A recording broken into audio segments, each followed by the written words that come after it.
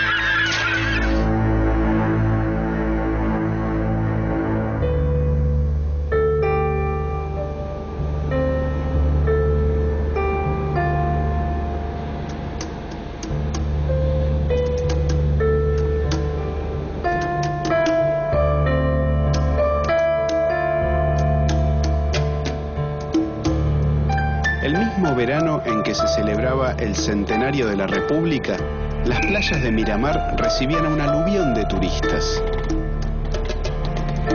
El tren llegaba por primera vez a este paraje, que había nacido como balneario en la década de 1880. Era una ciudad pensada para el ocio y el descanso. Aquí llegó Florentino Ameghino en 1908. Lejos de dorarse al sol, comenzó a explorar y luego a cavar.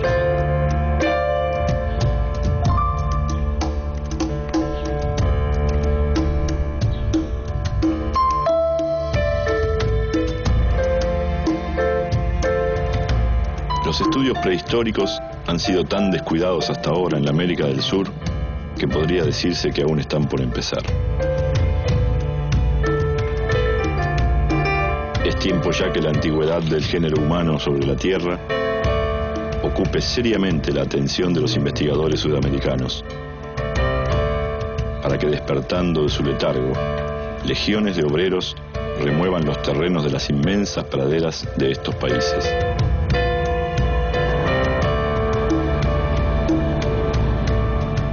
Soy paleontólogo. Estudié en la Universidad Nacional de La Plata. En las aulas, mis amigos me llamaban ninja.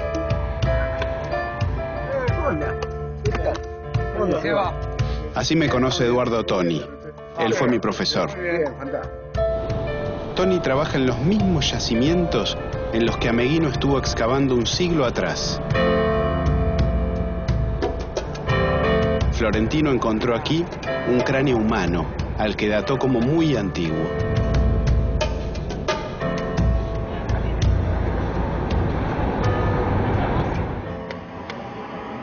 Este es un horizonte petrocálcico, bien típico de suelos áridos. ¿Y por acá es donde Ameghino encontró ese cráneo? Esta es el área donde se encontró el cráneo de la tigre, precisamente. Él atribuía a esos hallazgos una antigüedad mucho mayor. Él determinaba de que estos sedimentos tenían una antigüedad aproximada para su esquema del Mioceno. Es decir, lo llevaba 2 millones de años. Más de 3 millones de años.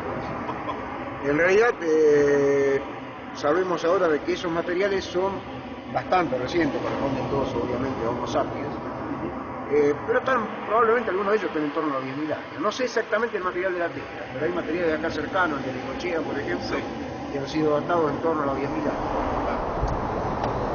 El arroyo de la Tigra, que desemboca en el Atlántico, hace referencia a la antigua presencia de yaguaretés en la zona. hoy completamente extinguidos. La fauna y el clima de esta región han cambiado profundamente en miles de años. El hallazgo de restos fósiles nos ayuda a reconstruir escenarios pasados de siglos de antigüedad. Escuché que había aparecido material de algún oso. Sí.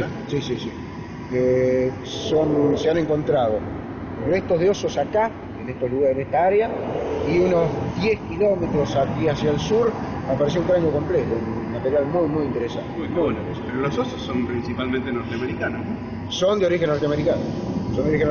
Llegaron acá en el Pleistoceno inferior, Sí. casi en torno a 1,5 millones de años aproximadamente. De ahí se desarrollaron algunas formas gigantescas. Los osos más antiguos de acá de Argentina son de tamaño gigantesco.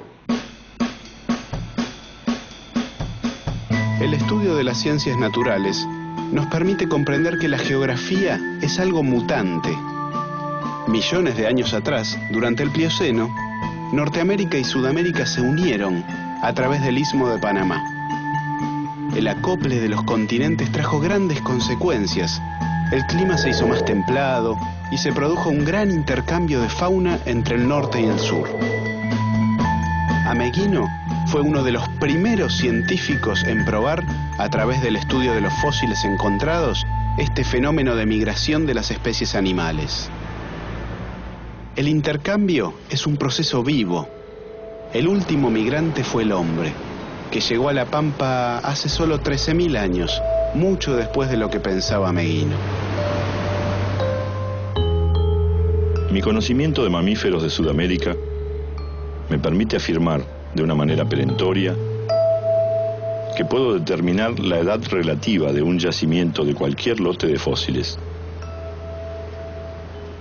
Mi confianza en esto es tan ciega y absoluta que si llegara a demostrarse que me he equivocado en la colección cronológica relativa de una sola fauna extinguida de la República, ese día abandonaría para siempre el estudio de la que ha sido mi ciencia predilecta.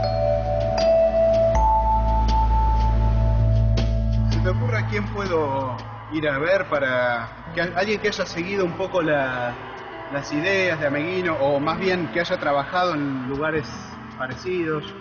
Mirá, paleontólogos que de un comienzo han trabajado con las ideas ameghinianas. Bonaparte es un ejemplo. Bonaparte, a pesar de que después Bonaparte se dedicó al tema dinosaurio, Claro, sí. sus primeros trabajos estuvieron muy vinculados con la región pampeana, con sitio incluso que había visitado Ameghino. Ah, buenísimo. Así que Bonaparte yo creo que es la persona ideal.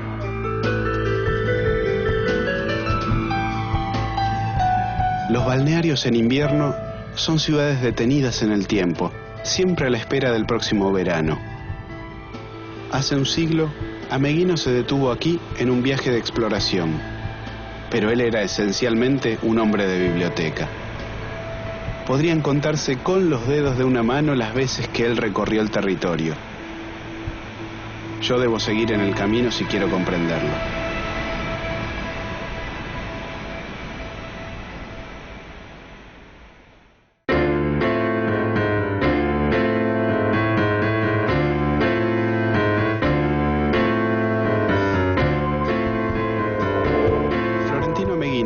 Llegó a ser director del Museo de Ciencias Naturales de Buenos Aires. Sin embargo, nunca asistió a la universidad. Fue un joven trabajador de pueblo que se formó de una manera autodidacta a través de sus propias observaciones de campo. Su contacto con la sociedad científica porteña se dio después de un viaje de estudios por Europa. Para solventar sus días parisinos, debió vender algunas piezas de su colección de fósiles. Volvió triunfante a Buenos Aires. Tenía prestigio, pero no dinero. Trabajó entonces como maestro de escuela.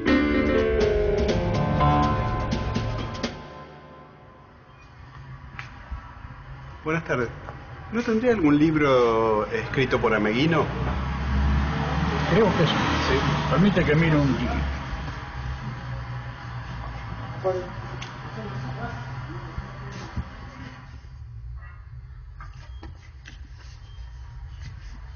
Ah, buenísimo. Interesante. Ajá. Una buena biografía. Yo había escuchado que Ameghino tenía la librería por acá en esta zona, sabía. La originaria estaba en la esquina de Pasco y Rivadavia. Ah, mira. Ahí tuvo la librería, el Gliptodonte. El Gliptodonte. Piso de tierra, Ajá. viejos libros, muchos libros extranjeros y los huesos. El hueserío ahí. El hueserío. ¿Y Ameguino vivía ahí? ¿Era además su casa? Ameguino viene con la esposa francesa y constituye su hogar ahí. Leontín. Entonces ahí pone librería, que la librería la atendía poco, algunos papeles, lápices, algunos libros, y vivía al fondo, convivía con sus huesos. Claro. Sí, yo lo que sabía es que él, un poco alternando con las tareas de la librería, conseguía escribir sus... No, libros, ¿no? Aparentemente por lo que yo he leído, en este libro se lee, era más lo que se dedicaba a escribir y estar con su huesito que la librería. La atendía la señora que no me acuerdo el nombre, un nombre Leontín. francés muy simpático. Leontín era ella. Leontín, no sé.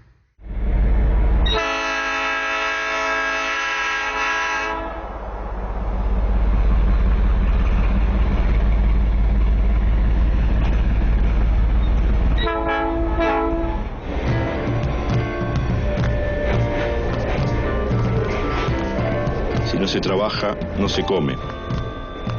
Lo he aprendido hace muchos años.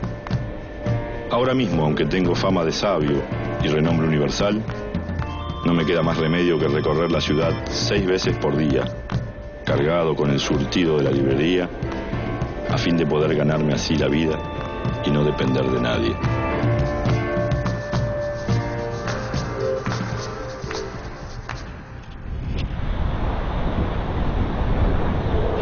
Durante su infancia y su juventud, vivió en un pueblo de la campaña bonaerense, Mercedes. Por recomendación médica, recorría a pie la distancia que separaba Mercedes de Luján, su ciudad natal. En ese trayecto fue donde el científico descubrió por primera vez restos fósiles. Sebastián, Hola, ¿cómo andas? ¿cómo andas? Bien, bien, acá andamos. ¿Andas de visita por Mercedes? Sí, sí, se lo había prometido venir alguna vez por acá. Por fin se acuerdan de Ameguino, porque es tan sabio como olvidado. Sí, sí. Y él empezó por acá, ¿no? Empezó... Claro, él cuando tenía 19 años hizo uno de sus hallazgos más extraordinarios en el arroyo Frías, que encontró los huesos humanos que de alguna manera alimentaron su vocación paleontológica, porque él se dio cuenta que había encontrado algo extraordinario. ¿Y esos huesos estaban con megafauna, con animales extintos? Claro, claro. Y esa fue la primer teoría de Ameguino de explicar que el hombre americano había vivido conjuntamente con los grandes mamíferos extinguidos, con los mastodontes, megaterios, claro, y que más de una vez habría sido víctima de ese oso de las pampas gigantesco o del esmílodo. Sí, sí, sí, sí. Esto representa 2 o 3 ejemplares solamente de la numerosísima fauna pampeana que le tocó a Ameguino ir descubriendo y darla a conocer. En realidad la llegada de Darwin, muchos años antes de Ameguino, anticipó que había una megafauna extinguida muy importante acá.